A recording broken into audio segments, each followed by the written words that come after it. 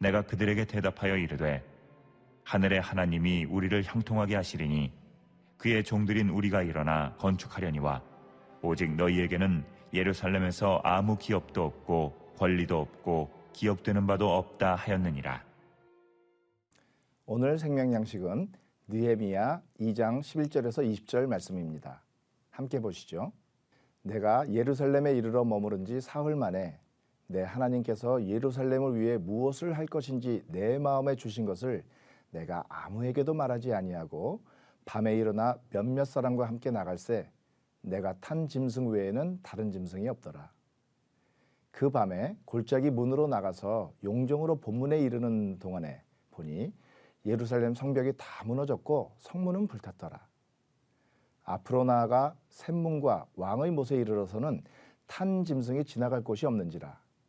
그 밤에 시내를 따라 올라가서 성벽을 살펴본 후에 돌아서 골짜기 문으로 들어와 돌아왔으나 방백들은 내가 어디 갔었으며 무엇을 하였는지 알지 못하였고 나도 그 일을 유다 사람들에게나 제사장들에게나 귀족들에게나 방백들에게나 그 외에 일하는 자들에게 알리지 아니하다가 후에 그들에게 이르기를 우리가 당한 공경은 너희도 보고 있는 바라.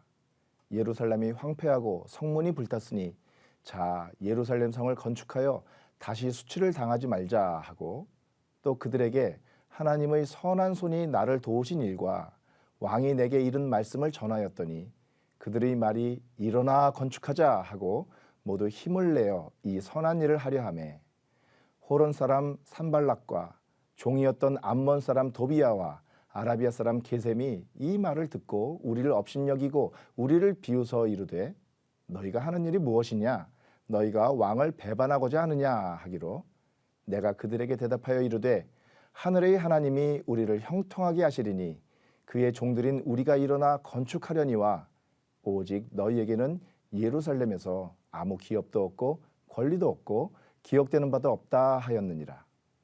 자, 오늘 본문은 성전을 건축하려는 소망을 가지고 예루살렘에 돌아온 느헤미야의 초기 행보를 보여줍니다. 그의 행보에서 우리는 하나님의 일을 도모할 때 주의해야 할 세 가지를 말할 수 있습니다. 첫째, 하나님께서 우리 마음에 주신 사명은 사전 점검을 통해 해야 할 일을 확인하고 그것을 이루기 위해 구체적인 계획을 세우고 그래서 실제로 실행할 수 있을 때까지는 마음에 잠잠히 묻어둘 필요가 있다는 것입니다. 우리에게 주시는 말씀을 단순히 알고 이해하고 말하여 전하기 위한 것이 아니라 주신 말씀대로 행하기 위한 것이기 때문에 행하기도 전에 불필요하게 방해받지 않기 위해서라도 신중할 필요가 있는 것이죠. 느헤미야가 바로 그렇게 했습니다. 성전 건축의 소망과 사명을 가지고 예루살렘에 돌아왔지만 막연하게 성전 지읍시다. 무너진 것을 다시 세웁시다. 하나님께서 도와줄 것입니다. 하면서 사람들을 부추기지 않았습니다.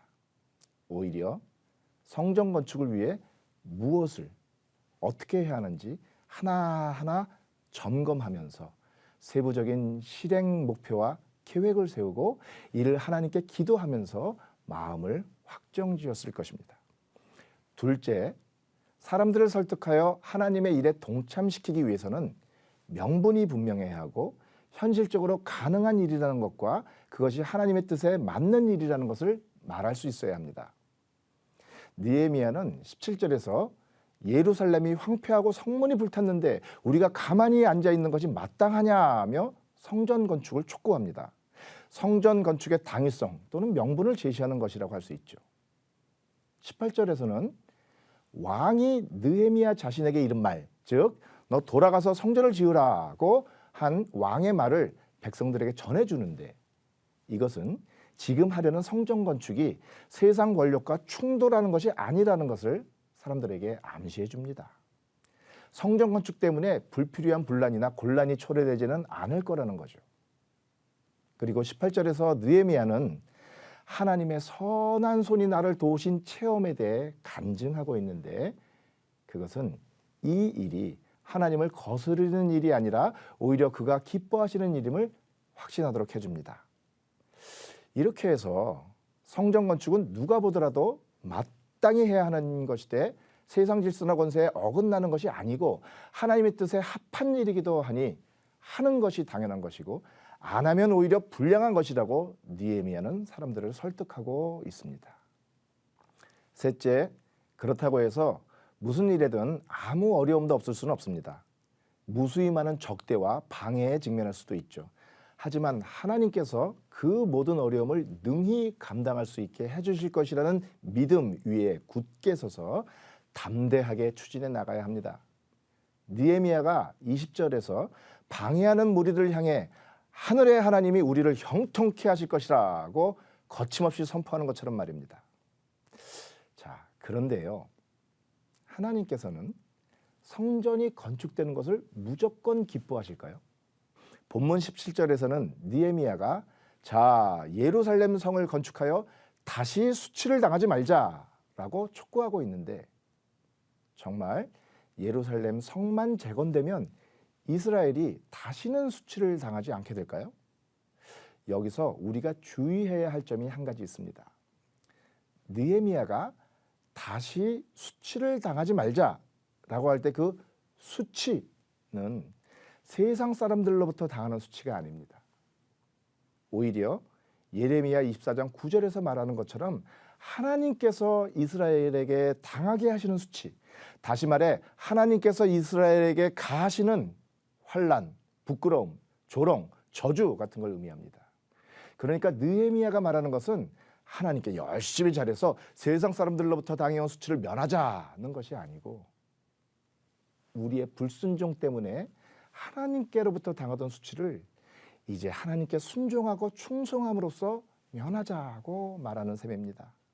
우리가 두려워해야 하는 것은 세상에서 당하는 수치가 아닙니다. 그건 하나님께서 얼마든지 막아주실 수 있어요. 문제는 불순종하는 당신의 백성들을 향해 하나님께서 가하시는 수치와 모욕입니다. 하나님이 가하시면 아무도 막을 수가 없습니다. 그것은 성전이라는 건물을 짓는다고 해결되는 문제가 아니에요. 우리의 마음에 성전이 이루어져서 하나님의 백성이 하나님의 백성답게 변해가야만 비로소 해결의 실마리가 열리게 되는 겁니다. 우리가 그렇게 한다면 어떤 상황에서든 하나님은 우리로 하여금 수치를 당하지 않게 하실 것이고 우리가 도모하는 모든 일들을 형통케 해주실 것입니다. 하나님의 백성인 우리 모두가 하나님으로부터 하나님의 백성답다고 인정받아 모든 수치를 면하고 풍성한 삶을 누리며 사시기 바랍니다.